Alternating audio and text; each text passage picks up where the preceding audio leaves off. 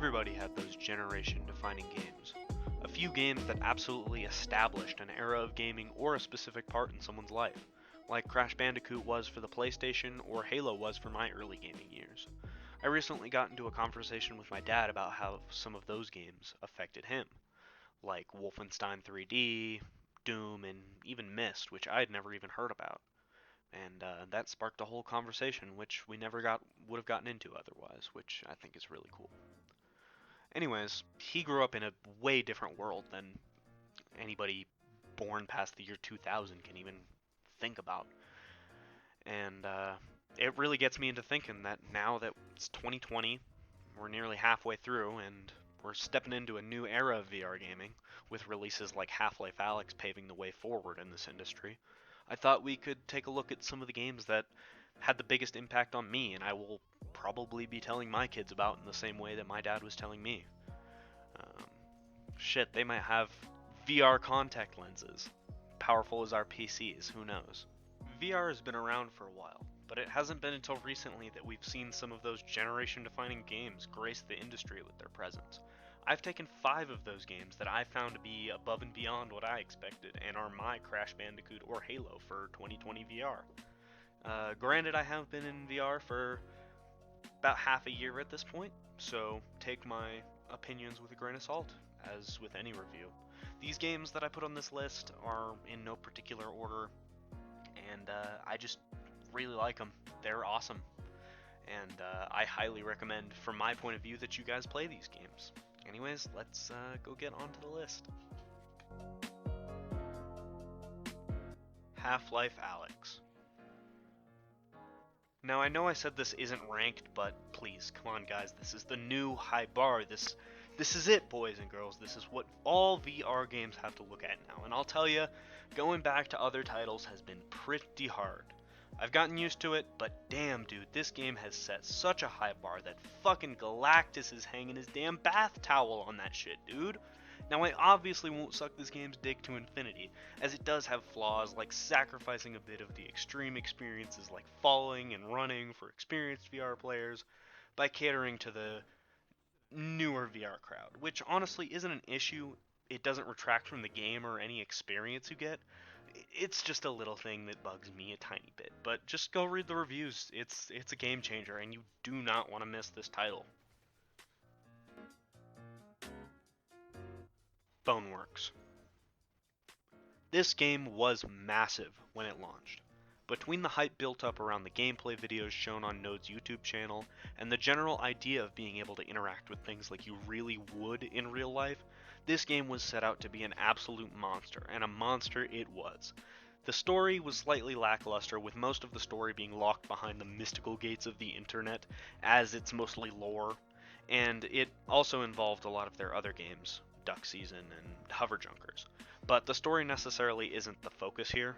This game is a super physics engine built to be super realistic, with not only the physics interactions all around you, but also the world, your body, and enemies too.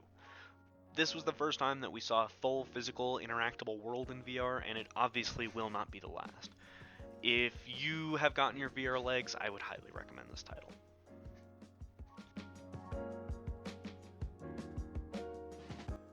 Echo VR. So I know many people might disagree with me here, but I love Echo VR.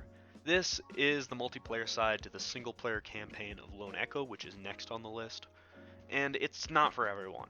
One of the reasons this is on my list is because I have put more time into this game than any other. This game came out 3 years ago and is still one of the most played multiplayer experiences out there.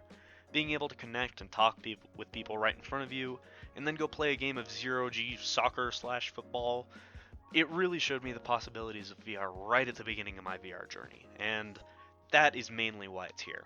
It's not a game for everyone, as it's pretty active and involved, but it's sitting in my list for a reason that's very close to my heart.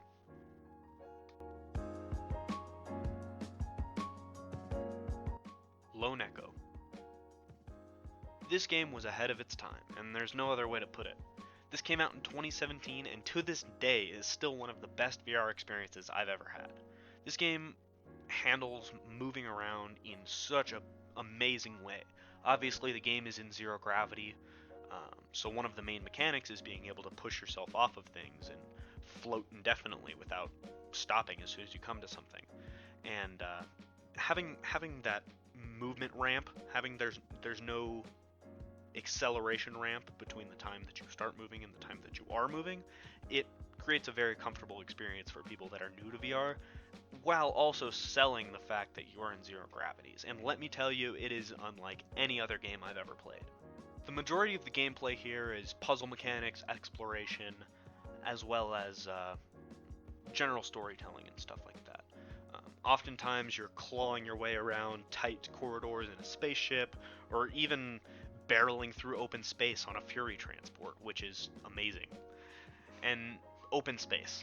Oh my goodness, does this game give you a strong sense of immersion. This game lasts about 8 hours, which for $40, which is a damn steal compared to this shit stain of a game, which released with a price tag of a full whopping $60 for measly 5 hours of content. Lone Echo is amazing. Play this game.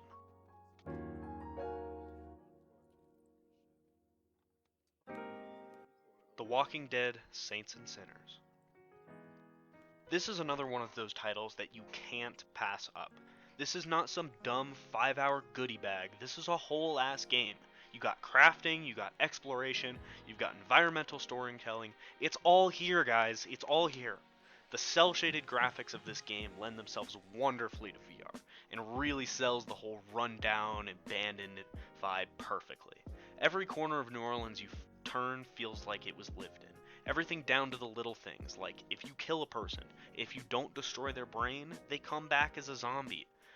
They've thought of everything. This game was just as big a deal as Boneworks when it came out, and another one you cannot miss out on. Anyways, guys, I really hope you guys enjoyed this video.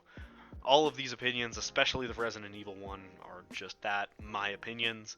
Please don't get butthurt over something I said, as this video was entirely for fun. Be sure to leave a like if you liked it, dislike if you hated it, and don't forget to subscribe for even more VR content. Hope you guys have a great day. See ya.